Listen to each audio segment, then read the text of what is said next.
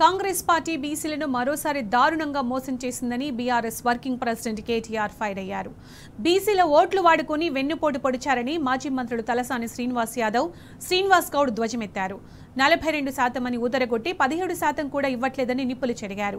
బీసీలను మోసం చేసినందుకు రేవంత్ రెడ్డి, రాహుల్ గాంధీ 2 చెంపలు వాయించుకుని క్షమాపణ చెప్పాలని కేటీఆర్ డిమాండ్ చేశారు. కొండంత రాగం తీసి గాడిద పాట వాడిండేటోడు వెంకట్.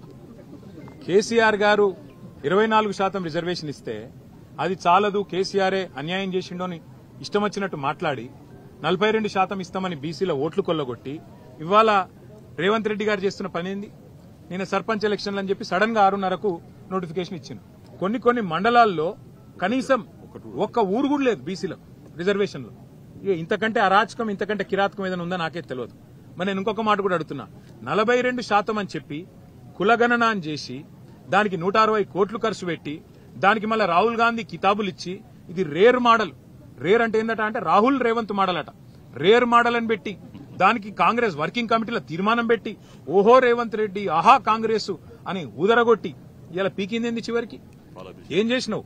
42% రిజర్వేషన్లను నమ్మబలికి బీసీల ఓట్లు కొల్లగొట్టి ఇవాళ 17%కి పరిమితం చేసినందుకు ముందు రేవంత్ రెడ్డి 2 చెంపలేసుకొని బీసీలను మోసం చేసినందుకు క్షమాపణ చెప్పాలి. సర్పంచ్ ఎన్నికల్లో ఇవాళ ఏ అరాచకం అయితే చేస్తా ఉన్నారో, కొన్ని మండలాల్లోనే బీసీలకు స్థానం లేకుండా, రిజర్వేషన్ లేకుండా చేసి, కొన్ని జిల్లాల్లో కూడా లేకుండా చేసి దుర్మార్గం ఏదైతే ఈ ప్రభుత్వం చేస్తున్నదో దీనికి రాహుల్ గాంధీ క్షమాపణ చెప్పాలి. ఎందుకంటే బీహార్ ఎన్నికల్లో రాహుల్ గాంధీ అబద్దం చెప్పిండు.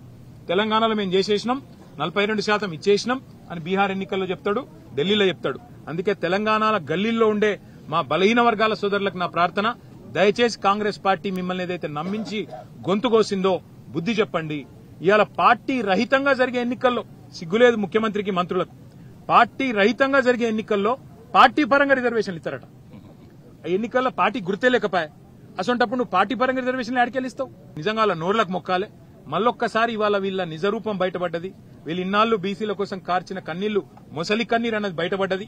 కాబట్టి బీసీ సోదరులు, ముఖ్యంగా సోదరీమణులు, మీరే బుద్ధి చెప్పాలా ఈ దుర్మార్గమైన ప్రభుత్వానికి అని చెప్పి మేము విజ్ఞప్తి చేస్తూ, ఈ రకమైన మోసాన్ని ఏదైతే కొనసాగించే ప్రయత్నం ముఖ్యమంత్రి ఆయన మంత్రులు చేస్తా ఉన్నారో దీనికి తప్పకుండా తెలంగాణ సందర్భానుసారంగా కసిదీరా, కాళోజీ నారాయణరావు గారు చెప్పినట్టు కసిదీర కాలం వచ్చినప్పుడు కాటేసి తీరుతుందనే మాట కూడా వారికి విజ్ఞప్తి చేస్తాం. బీసీలకు 42% రిజర్వేషన్లు ఇస్తామని పచ్చి దగా మోసం చేసినటువంటి ప్రభుత్వం చరిత్రలో ఎన్నో ప్రభుత్వాలను చూసినాం. కానీ ఇంత బాధ్యత రహితంగా సమాజంలో 50% ఉన్నటువంటి బీసీ జనాభాని మరీ కించపరిచే విధంగా ఇంత మోసం చేస్తారని చెప్పి ఏ రోజు కూడా ఊహించలే. యునానిమస్గా సపోర్ట్ చేద్దామని ఒక ప్రయత్నం జరుగుతుందని మా పార్టీ పక్షాన అన్కండిషనల్గా యునానిమస్గా సపోర్ట్ చేసినాం. అయితే వీళ్ళు కామారెడ్డి డిక్లరేషన్లో బీసీ ప్రజల్ని మోసం చేయడానికి మా ప్రభుత్వం వచ్చిన 6 మాసాలలోనే 42% రిజర్వేషన్లు చట్టపరంగా చేస్తామని చెప్పి మోసం చేశారు. దాంతోపాటు కాంట్రాక్టులలో కూడా 42% ఇస్తామని చెప్పారు. 1,00,000 కోట్ల బడ్జెట్ పెట్టి సంవత్సరానికి 20,000 కోట్లు బీసీ సప్లాన్ తెస్తామని చెప్పి అది మోసం చేశారు. కుల వృత్తులని చెప్పి అది మోసం చేశారు. ఫైనల్గా అసెంబ్లీలో తీర్మానం చేసిన తర్వాత ఓసారి ఆర్డినెన్స్ అన్నారు. గవర్నర్ గారికి పంపించిన తర్వాత అక్కడి నుంచి ప్రెసిడెంట్ ఆఫ్ ఇండియాకి పోయిన తర్వాత జంతర్ మంతర్లో పోయి ఒక డ్రామా నడిపించారు. రెండోసారి జీవో అన్నారు. ఆల్రెడీ గవర్నర్ గారి దగ్గర బిల్లు ఉన్న తర్వాత మళ్ళీ జీవో అని మళ్ళీ ఒక మోసానికి తెరలేపారు. జంతర్ మంతర్ దగ్గర డ్రామా చేస్తే ఆ డ్రామాకు మల్లికార్జున ఖర్గే గారు రాలే, పార్లమెంట్లో ప్రతిపక్ష నాయకుడు రాహుల్ గాంధీ గారు కూడా రాలే, సోనియా గాంధీ గారు, ఇక మిగిలిన వాళ్ళు ఎవరు కూడా అక్కడికి రాలే. సరే, ఢిల్లీలో ఉన్నటువంటి భారతీయ జనతా పార్టీకి ఏమో చలనం లేదు, 9th షెడ్యూల్లో పెట్టి చేయాలి. అక్కడ చేసే పరిస్థితుల్లో వాళ్ళు లేరు. ప్రజాధనాన్ని దుర్వినియోగం చేసి సర్వేల పేరు మీద భూసాని కమిషన్ అని చెప్పి, భూసాని కమిషన్ డెడికేషన్ కమిషన్ అని చెప్పి ఒక రిపోర్ట్ ఇచ్చి, మొన్న కొత్తగా ఇచ్చిన రిపోర్ట్ ఏమో 50% పెంచకుండా ఉండాలని వాళ్ళే ఇచ్చారు. రకరకాలు ఆ డెడికేషన్ కమిటీ ఫస్ట్ దాన్ని ప్లాన్ చేయలే, కోర్టు డైరెక్షన్ ఇస్తే అక్కడ పోయారు. అంటే పచ్చి మోసం దగ, జీవోల మీద జీవోలు ఇచ్చి ఈరోజు 46 జీవో ఇచ్చి బీసీ సమాజానికి ఉరితాడు పెట్టినటువంటి పరిస్థితి. కాబట్టి ఇది క్షమించరానటువంటి నేరం.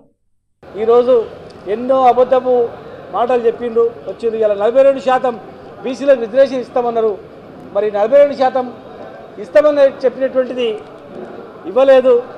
మొదటి నుంచి మన పార్టీ రాజ్యాంగ సవరణ ద్వారానే జరుగుతుందని చెప్పినాం.